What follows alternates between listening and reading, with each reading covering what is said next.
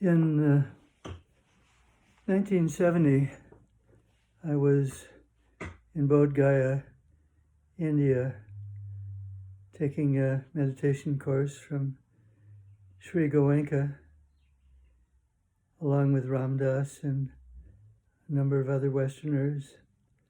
And one morning, after we had sat in silence for 1 hour, Goenkaji's voice boomed out, "A great light has gone out today."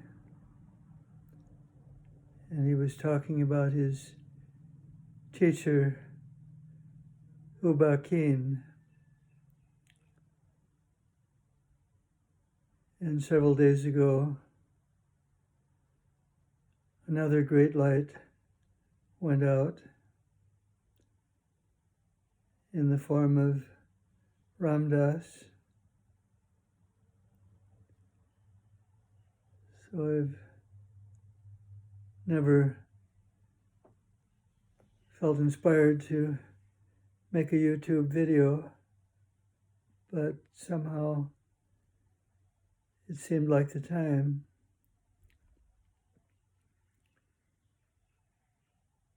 Ram Dass and I go back, I guess, over 50 years. That I first met him in 1966. He was still a professor at Harvard University, Professor Richard Alpert, and he came to a psychology lecture. He gave a psychology lecture, and I'd never heard anyone like him before. At the time, my gods were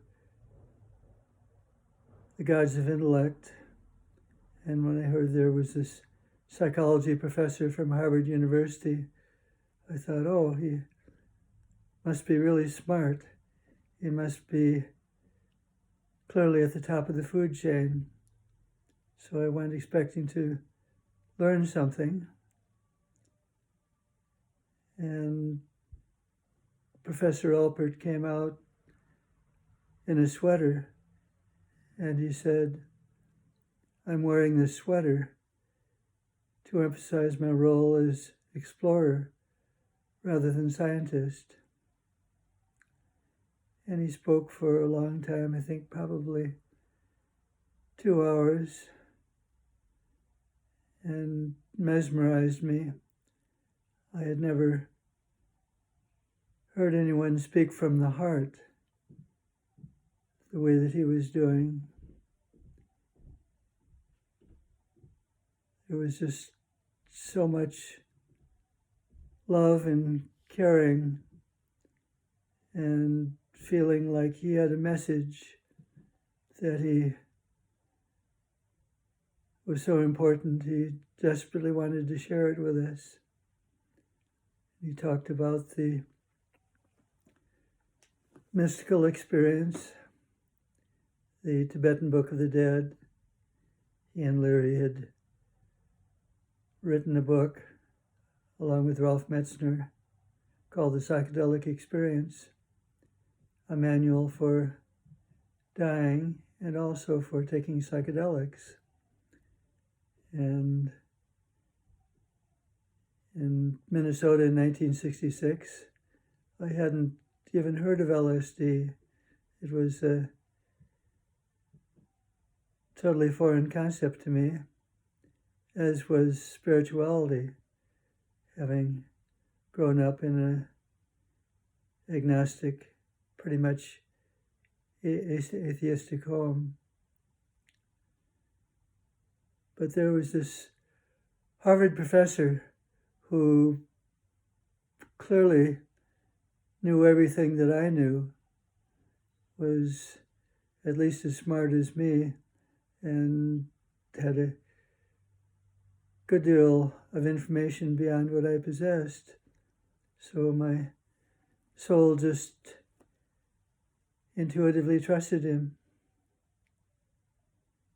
this beautiful man.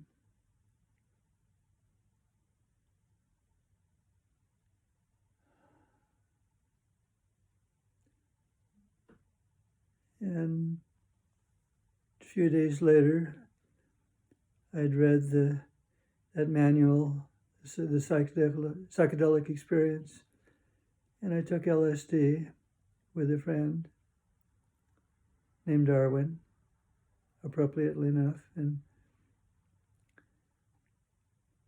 it was like a classical mystical experience. It felt like a classical mystical experience, at least. I felt myself dying and felt some fear come up, fear of death, going insane, what everyone feels like when you're losing the ego. And then I went through a gate and I looked around and everything was brighter and more alive. And the insight I had at the time was that far from going crazy on the LSD, I had been crazy in my neurotic, anxious life. And suddenly there I was, catapulted into sanity.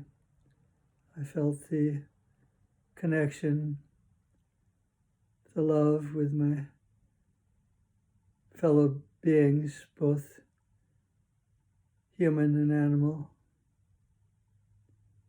There was a very wise cat who took part in the ceremony,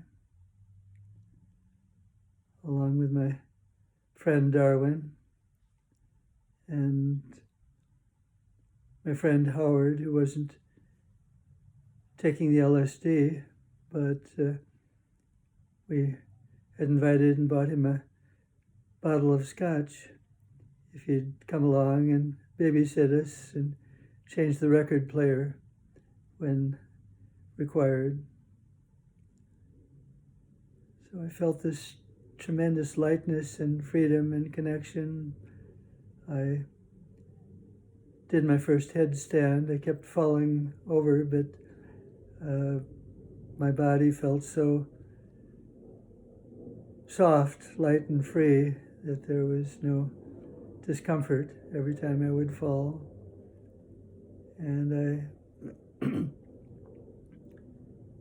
experienced myself going through the bardos of existence. You know, in the Tibetan Book of the Dead, there's the first bardo where you're just one with the light. And then as you become a little closer to your old incarnation, there's more of a feeling of fascination with all the different realms going on, going through different trips of heaven and hell, and always following the instructions, just whatever comes up, to accept it, to go forward. Or as the Beatles said in their song, turn off your mind and float downstream. It is not dying, it is beginning.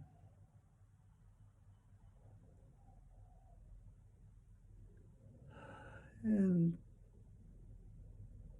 before very long, before 12 hours had elapsed, the sun was starting to come up, and I was somewhat regretfully, but also happily, coming back into my incarnation as Carl, what Timothy Leary would have called the Carl game. And there was a certain contentment in coming back. So from that time, I started seeing a therapist every Saturday morning. And then I'd program the session for the rest of the day. And I'd go out to the woods, sometimes alone, sometimes with a friend or friends. And I had the feeling at the time that I needed to take LSD once a week, or I would slip back into my traditional insanity. And I became sort of the Johnny Appleseed of LSD. And I tell everyone around about it. Oh, this is wonderful. You must take it. You must take it. You must experience this. You must experience the mystical experience. And shortly after the LSD, I had dropped in. I had, Timothy Leary used to say, turn on, tune in, drop out. And I had already dropped out. I was sort of a peripheral, perpetual student. And so I dropped in, finished up my master's degree, and got a job with the state of Minnesota as a vocational rehabilitation counselor. And of course, I couldn't keep my mouth shut. I told everyone at work, oh, you must try this. This is so incredible. And before long, I was invited to resign. They gave me a proposition that I could move to some other state, get the same job.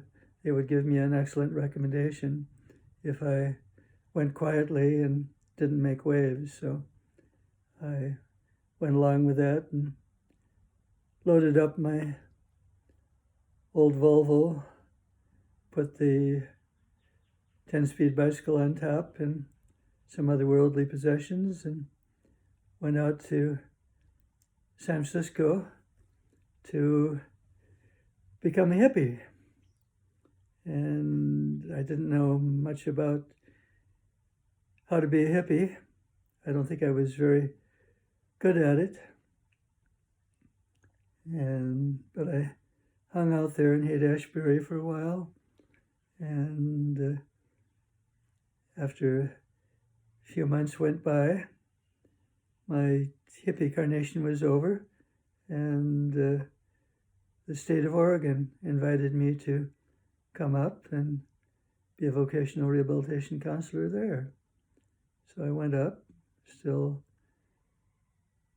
fairly regularly taking LSD, and during this time I was going to Esalen, the retreat center in California, a lot, and also to Zen Center and Tassajara Zen Monastery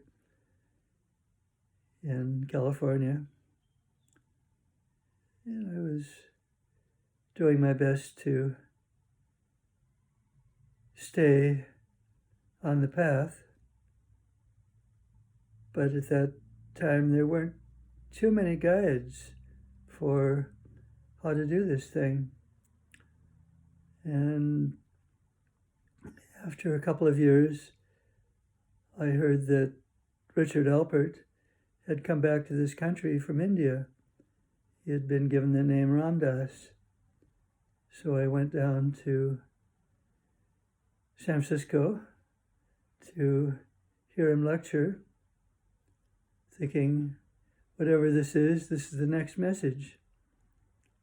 And he talked about Baba Neem Karoli Maharaji, that I think all of you watching this video would know very well.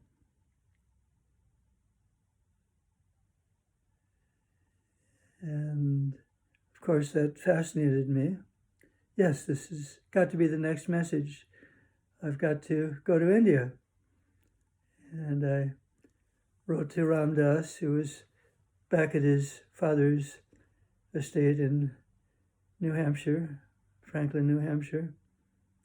And he wrote back and invited me to come and stay for that coming summer. So I came out, spent the summer there. As I recall, I took a freight train out most of the way. My father had been a railroad man, so my fantasy had always been to ride the rails. So with a friend and I, we were tramps on the railroad. I'd quit my job in Oregon, but had got admitted to the university there in their doctoral psychology program. So I went to New Hampshire, spent a summer there with Krishna Das, Raghu, Ram Dass, Rameshwar Das, and quite a few others that later on went to India with me. And at that time, we were told that we were not allowed to go to India and see Maharaji. And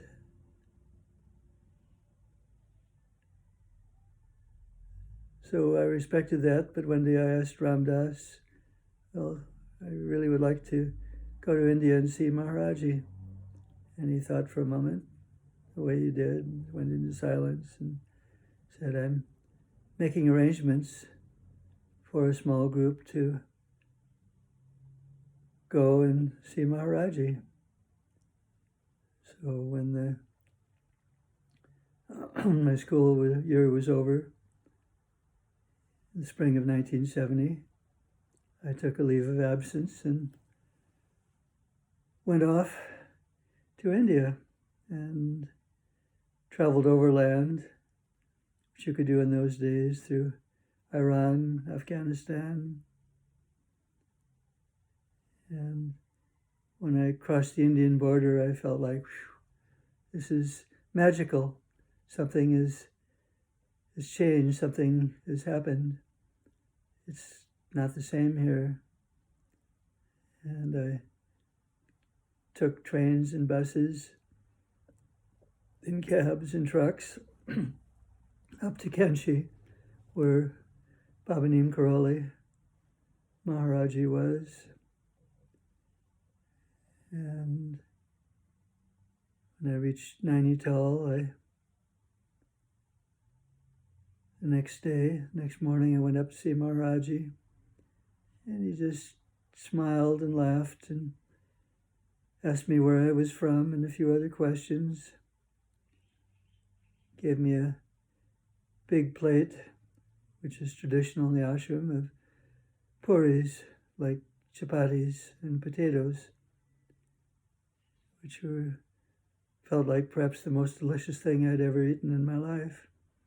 And he watched me eat it and sent me on home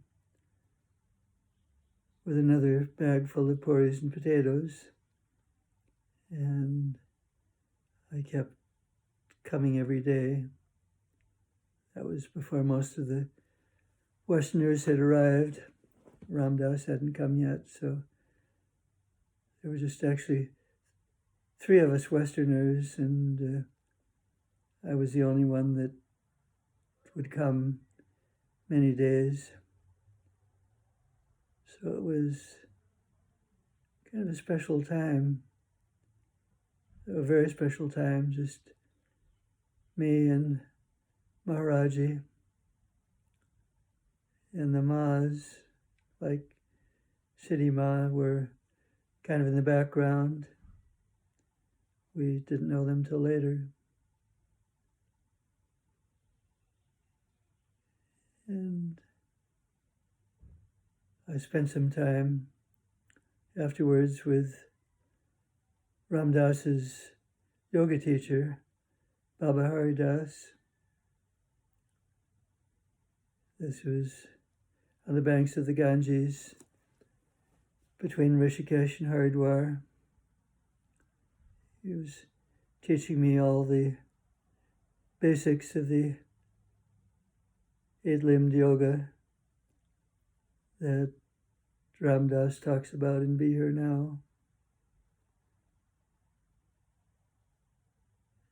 And it felt like a magical, however long it was, maybe 6 months. And then when the weather got cold, I heard a rumor that Ram Dass and the other Westerners that I knew from before, from New Hampshire, had arrived in India, and they were taking a course with Goenka, a meditation course in Vipassana meditation.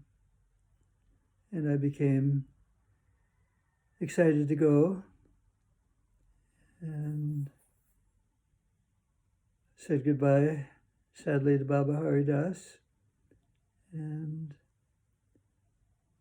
traveled over to Bodh Gaya. And in Bodh Gaya,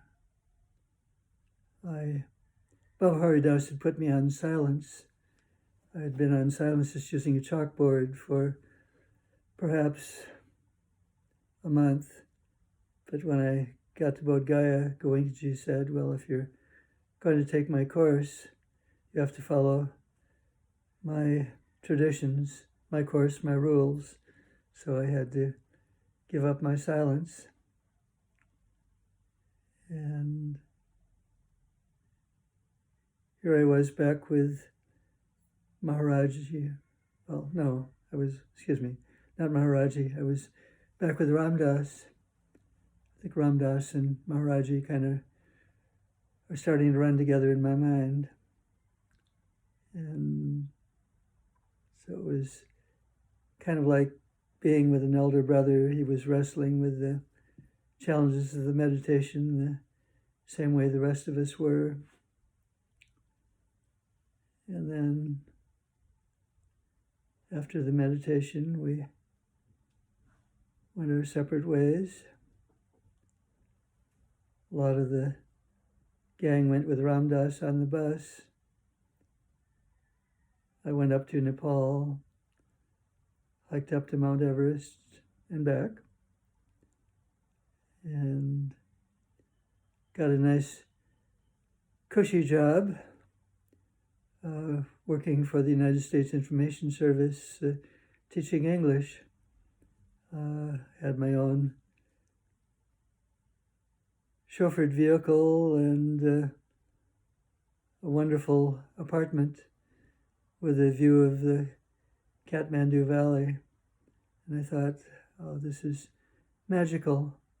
I couldn't ask for anything else. But then, before long, I felt the call of India. And before long, I was going and crossed the border into India. And as soon as I crossed the border, I felt this wave of the magic of India again. There's no place like India. And at that point, Maharaji was in Allahabad at the home of an economics professor by the name of Dada Mukherjee. And so we stayed in an empty house nearby, went over and saw Maharaji every morning. We'd chant until he would come out of his room, and then he would just sit there and smile, and we'd massage his feet. And Dada would always, Dada, Professor Mukherjee, would always invite us to eat. It was prasad, the holy food.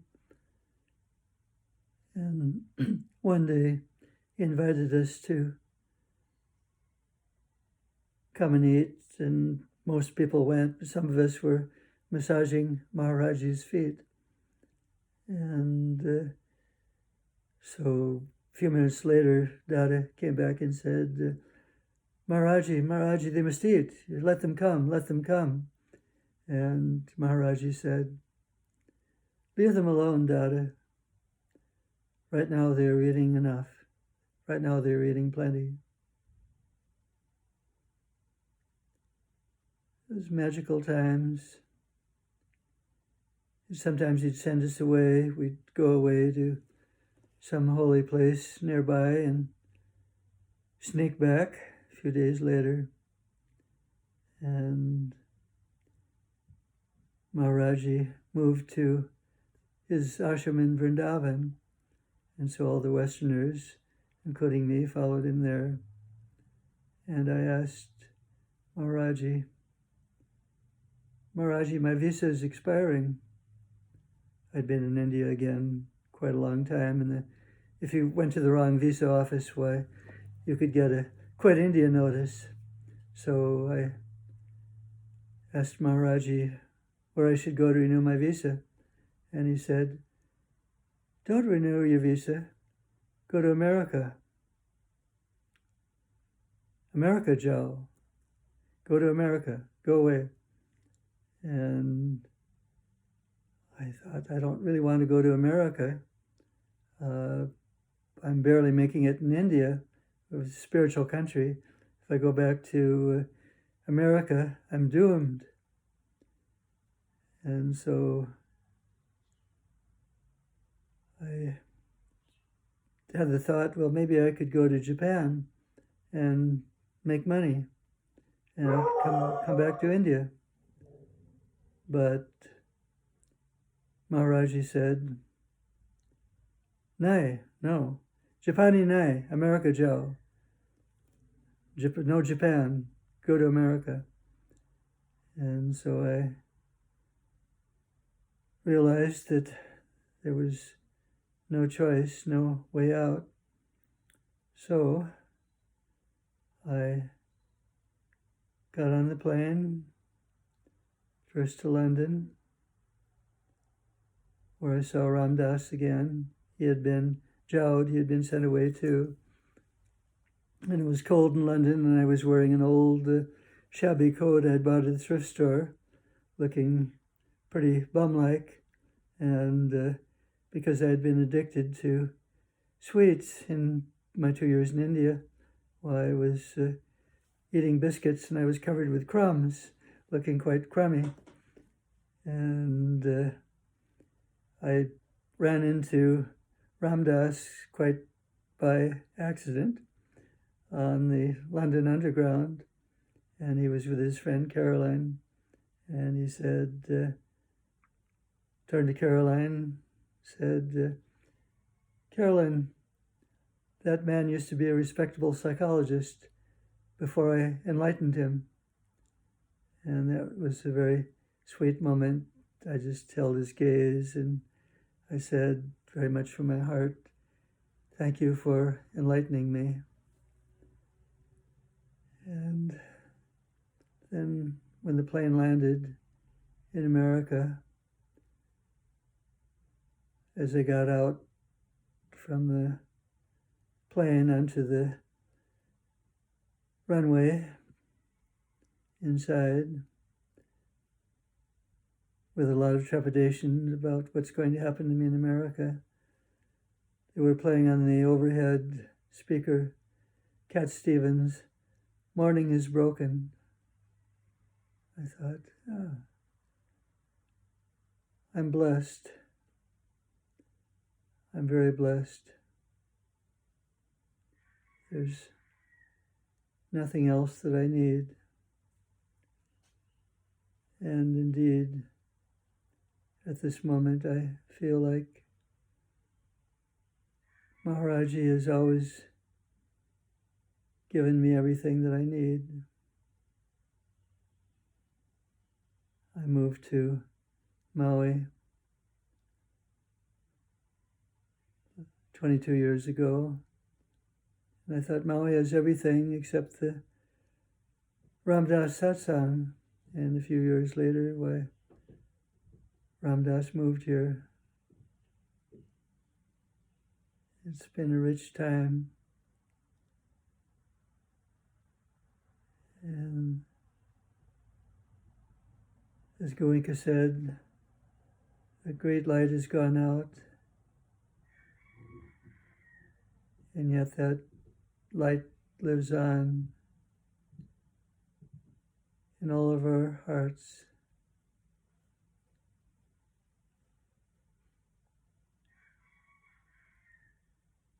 Thank you for everything you've given, Ram Dass. Thank you for the magic. Ram Ram.